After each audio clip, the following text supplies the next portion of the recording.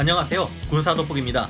아마 저를 포함해 군대를 다녀오신 분들 중 가장 많은 분들이 아시는 경례 구호는 충성 혹은 필승 등일 겁니다.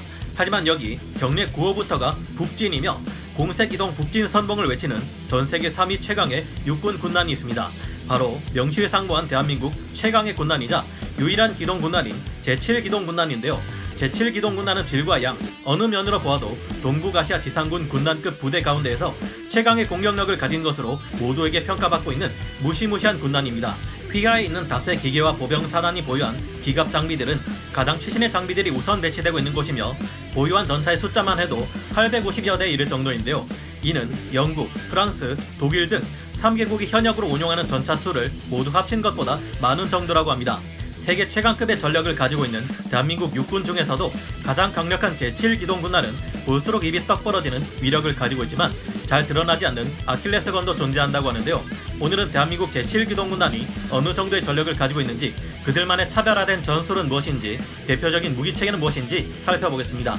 전문가는 아니지만 해당 분야의 정보를 조사 정리했습니다. 본의 아니게 틀린 부분이 있을 수 있다는 점 양해해 주시면 감사하겠습니다. 제7기동군단이 강력해진 이유. 대한민국 육군의 제7기동군단은 예하의 전차와 장갑차, 기계와 보병, 자주포 등으로 구성된 강력한 기계와 보병 사단만을 두고 있는 오로지 공격만을 위한 군단입니다. 유사시 북쪽이 남침할 경우 다른 여타 군단들은 주둔지에서 방어하며 조금씩 물러나 전력을 보충받은 후에 북진하는 전략을 상정하고 있는데요. 하지만 제7기동군단은 그와 달리 초전부터 주둔지를 떠나 북쪽으로 진격해 기동전을 펼치는 군단입니다. 이 군단 하나에 대한민국 국군이 보유한 전차의 과반수 이상이 집중되어 있으며 말이 군단이지 규모로만 봤을 때 야전군급이라 보아야 할 정도로 거대한 기동군단인데요. 제7기동군단이 가진 전차의 수만 850대 이상이며 이는 2016년 말을 기준으로 244대의 전차를 가진 독일, 227대의 전차를 가진 영국, 200대의 전차를 가진 프랑스 등 서유럽 3대 군사강국이 보유한 전차를 모두 모은 것보다도 더 많을 정도입니다. 보유한 전차들의 질이 떨어지느냐 하면 그것도 절대 아닌 것이 제7기동군단의 전차는 K1, K1A1, K2 흑표와 그 개량형들로 구성되어 있습니다. 제7기동군단이 보유한 기갑 장비는 전차만 헤아려도 850여 대, 장갑차 1600여 대, 다련장 및 자주포 약 450문이나 되는 엄청난 전력으로 구성되어 있는데요. 제7기동군단의 임무는 고착된 전선을 뚫고 적진 깊숙이 진격하는 초월인 만큼 지금도 계속해서 개발되고 있는 신형 전차와 보병 전투 차량, 장갑차, 자주포와 대공자주포가 나오자마자 7군단 야부대에 가장 먼저 배치되고 있습니다. 상대적으로 신형 전차를 할 수 있는 국산 K계열의 전차 중 40%의 전력이 이 제7기동군단에 몰려있는데요. 전시가 아닌 평시에 이 정도의 무시무시한 전력을 가진 기계화 군단은 다른 지구상 어디에도 존재하지 않습니다. 오죽하면 전쟁이 발발했을 때, 즉 전시에 이스라엘이 편성하는 기갑 군단의 규모가 한국의 제7기동군단에 필적할 정도인데요. 만약 과거처럼 북쪽이 전차를 앞세워 한반도로 넘어오려 했다가는 이 제7기동군단 전력 하나에만 모조리 파괴되어 버리고 거꾸로 그 즉시 이어지는 반격으로 점령당해 버릴 수 있습니다. 이 제7기동군단은 명령만 하달되면 재빠른 기동전으로 단 10시간에서 이틀 안에 북쪽의 수도를 점령해 버릴 수 있다는데요. 그런데 이렇게 강력한 제7기동군단이 더더욱 강력해지고 있습니다. 2016년 12월 1일을 기준으로 제7기동군단의 전력은 2배 이상 강해졌는데요. 기존에 있던 2개의 기계화 사단에 3개의 기계화 사단이 더 추가되며 총 5개의 기계화 사단으로 편제되었습니다. 원투펀치를 할 수 있는 수도 기계화 보병 사단과 제20 기계화 보병 사단, 여기에 제8 기계화 보병 사단, 제11 기계화 보병 사단, 제26 기계화 보병 사단 등 3개 사단이 더해진 것이죠. 제7기동군단이 육군의 전체 6개 기계화 보병 사단 중 제30 기계화 보병 사단을 제외한 5개 기계화 보병 사단을 휘하에 둔 셈입니다. 여기에 더해 화력을 보강하기 위해 앞으로 2개 대대 규모 48개의 AH-64E 아파치 가디언 공격 헬기까지 배치될 예정이라고 하는데요. 이 중 제20 기계화 보병 사단은 2019년 11월 29일 제11 기동사단과 통폐합된 후 부대가 해체된 상태이며 2018년 11월 30일 제26 기계화 보병 사단 또한 제8 기동사단과 통폐합된 후 부대가 해체되었습니다. 현재는 제7기동군단 예하에 수도 기계화 보병 사단, 제2신속 대응 사단, 제8 기동사단, 제11 기동사단에 제7 포병 여단과 제7 공명 여단이 있는 것으로 파악되는데요. 다른 군단 사령부의 건물들이 모두 지하에 자리 잡고 있어 밖에서는 도무지 보이지 않는 반면 제7기동군단의 사령부만은 유일하게 지상에 올라와 있는 특징이 있습니다. 사실 이 건물은 전쟁이 나면 당장 버리고 북진하는 것이 제7기동군단의 임무이기 때문에 별로 투자하지 않는 것이라고 하는데요. 전시가 되면 제7기동군단은 단독 작전권을 가지고 임무를 수행하게 되며 이때는 미 2사단까지 배속되면 물론 대한민국 국군이 보유하고 있는 아파치 공격 헬기 모두가 제7기동군단에 배속되어 상상을 초월하는 화력을 자랑하게 됩니다. 제7기동군단의 지휘소를 제외할 경우 위장막조차 치지 않고 34시간 동안 멈추지 않는 기동훈련을 하기도 한다는데요. 중간에 야영하고 밥 해먹고 하는 일 없이 기동력을 최대한 살려서 이틀 안에 북의 수도를 점령하는 것이 제7기동군단의 전술이라 할 수 있습니다. 7기동군단을 이루고 있는 전차와 헬기들의 성능, 제7기동군단의 임무상 성격에 잘 맞는 각 무기체계들의 장점들을 살펴봐야겠는데요. 미국 최강의 전차 M1 에이브람스와 유사한 외형을 가진 대한민국 국군의 주력 전차 K1은 M1 에이브람스를 설계한 크라이슬러에서 M1 에이브람스의 기술과 설계를 바탕으로 국내 ROC를 적용해 설계되었기에 성능이 뛰어나며 신뢰성이 높습니다. M1 초기형의 설계와 비슷한 면이 많고 M1 에이브람스 전차에 사용된 부품을 기반으로 만들어진 K1 전차는 적에게 들키지 않도록 폭로 면적을 축소시키고 한국 지형에 적용에 있어 크게 초점을 두었습니다. 피탄 후에도 생존성을 높이고 향후 업그레이드를 염두에 둔 M1 에이브람스와의 차이점이 이것인데요. K1 전차는 한국군의 요구사항에 맞도록 엔진을 독일제로 바꾸고 전고를 낮췄으며 이를 위해 포탑도 바꾸었습니다. 여기에 MBT-70에 유기압 기능을 넣기도 하는 등 한국군의 요구안에 맞게 설계가 변경되었습니다. 성능 시범에서 K1 전차는 연막 차장으로 인해 육안으로 표적을 볼 수 없는 상태에서도 고속 기동을 멈추지 않으며 표적을 정확하게 명중시켰고 이는 종전에 우리 육군 전차에서 볼 수 없었던 뛰어난 성능이었습니다. 포탑의 전면과 차체 전면 장갑이 복합 장갑으로 이루어져 성형 작약탄을 사용하는 북쪽의 SC 계열 무기들을 막아낼 수 있는데요.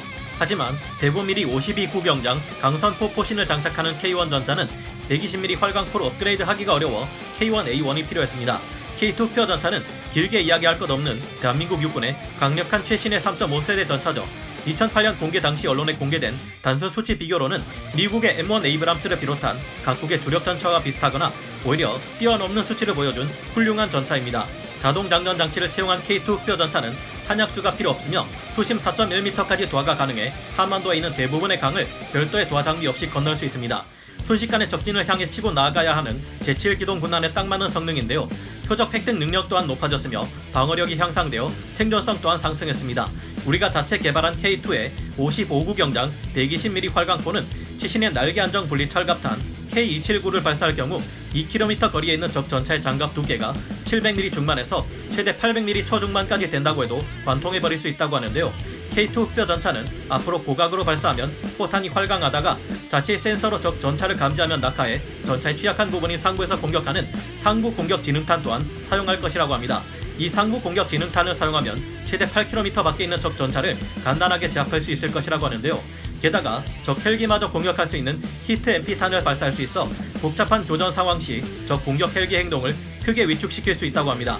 이때 K2 흑뼈 전차의 정밀한 사격 통제 시스템과 유도 능력은 K1A1보다 월등한 능력으로 헬기를 사냥할 수 있게 해준다고 합니다. 또한 K2에는 세계 최초로 동적 궤도 장력 조절기 DDTS를 개발해 적용했는데요.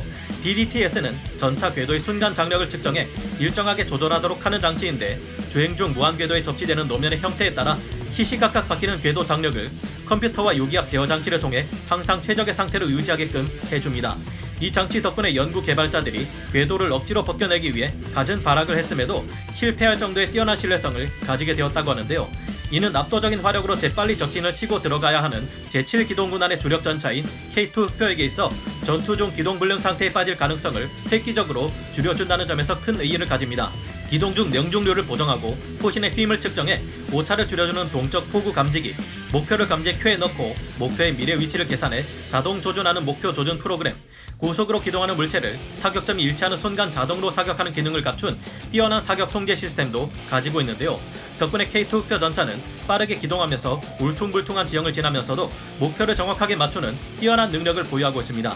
K9 자주 곡사포는 40km의 최대 사거리를 달성한 신뢰성 높은 자주포로 현재 세계 여러 곳에서 높은 수출 실적을 기록하고 있는 무기이기도 하죠. K9은 자동화된 사격 통제 체계, 구동장치 및 탄장전장치 등을 갖추고 있어 전 세계 자주포들 중에서도 최상위급의 성능을 자랑하는 굉장한 무기 체계로 알려져 있습니다. 사격 속도 또한 뛰어난 편이라 15초 이내에 3발을 사격하는 급속 사격과 3분 동안 연속으로 분당 6발을 사격하는 최대 발사 속도 사격이 가능한데요. K9은 전자식 사격 통제 장치를 사용해 항법 장치, 구동 장치, 이속 및 장전 장치, 온도 센서 등으로부터 데이터를 수집해 스스로 사격 재원을 계산합니다. 탄도 프로그램이 내장되어 있어 K-55 자주포보다 훨씬 빠르고 정확하게 사격 재원을 산출하는 것은 물론 자동으로 각종 장치에 명령을 내리고 사격 임무를 자동화할 수 있게 해줍니다. 포를 발사하는 포반원이 상당한 숙련도를 가질 경우 빠르고 정확한 탄도 계산과 15초 안에 이루어지는 3발 급속 사격을 통해 한 곳에 3발의 포탄이 동시에 박히는 MRSA 사격 또한 가능하죠.